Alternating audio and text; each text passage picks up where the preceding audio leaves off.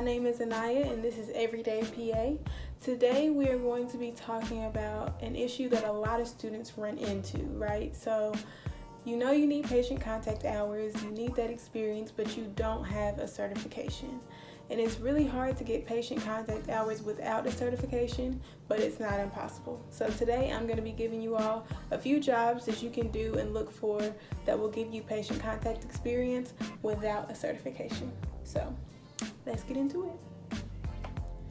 So in order to find patient contact hours and patient contact experience without a certification, you need to go on the job sites, Indeed, Snag a Job, websites like that, and look for a job that has a job description that will give you patient contact experience.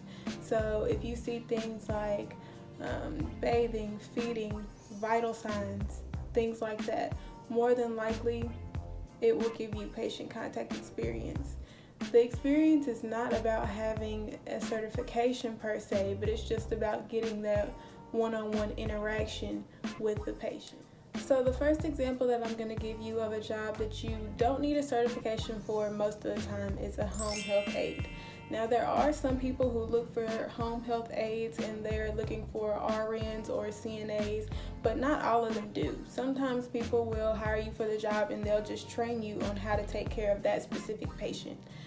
Most of the time the job description includes some of the things that I was mentioning earlier, like bathing, feeding, clothing, taking the vital signs for the patient, and just helping them with overall activities of daily living.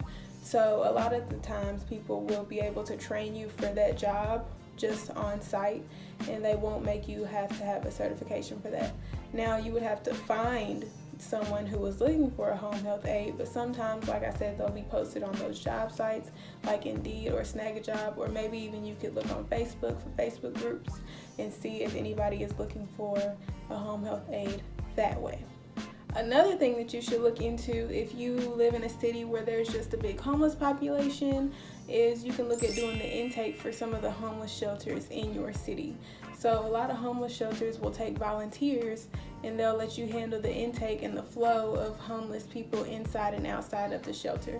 And those volunteers basically will take vital signs, they'll do some administrative things as well, they'll assess the person for hygiene, they'll assess them for any symptoms that they may have, they may present illnesses, they may do a variety of different things, they have a range of different things that they can do, and you just never know. A lot of the things that are associated with that volunteer activity can be counted as patient contact hours. So you should definitely look into that if you have a big homeless population in your city. Another thing that I'm going to mention is medical assisting. So I know a lot of times, these days people will require you to have a medical assistant certification, but there have been some instances where some people have been able to get medical assisting jobs without certifications. So I'm assuming that also goes with, just where you live, the city that you're in, the need for medical assistance in the city that you live.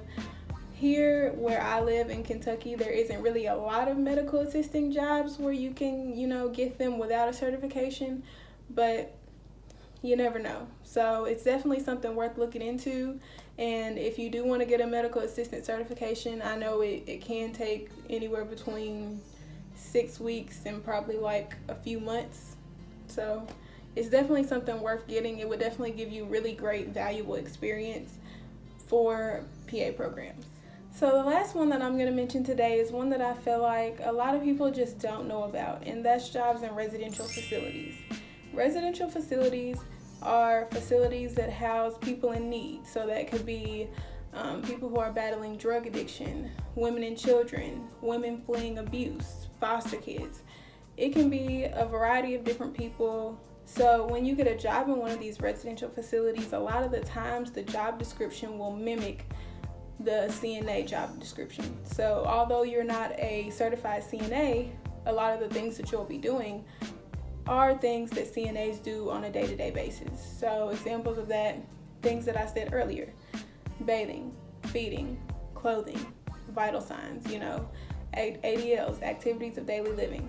All those things are things that you'll probably be doing in a residential facility. If you have one of these facilities in your hometown or in your state, wherever you are, then I definitely recommend getting one of these jobs if you don't have a certification. Because like I said, a lot of the times they will not require you to have a certification. They will just teach you how to do the job whenever you get hired on. So that's definitely something that's worth looking into if you need patient contact hours and you don't have a certification. I do want to throw in there though, it's much harder to find patient contact hours without a certification. So although there are alternatives that you can use and utilize, and there are different things that you can do, it's going to be much harder to find a job without a certification. So if you have the time and the money to get a certification, I definitely recommend that that's the route that you take. Like I said in one of my previous videos, if you can get that certification the summer of your senior year in high school, the summer of your senior year in high school, if you can just get one of those certifications, it can be a CNA, it can be medical assisting, it can be a phlebotomy technician, anything. If you can get any certification after your senior year of high school, I definitely recommend doing that so that you don't have to worry about it when you go into college. You can just go ahead and start working towards those hours. But things happen, and if you need patient contact hours and you don't have a certification, it is still possible.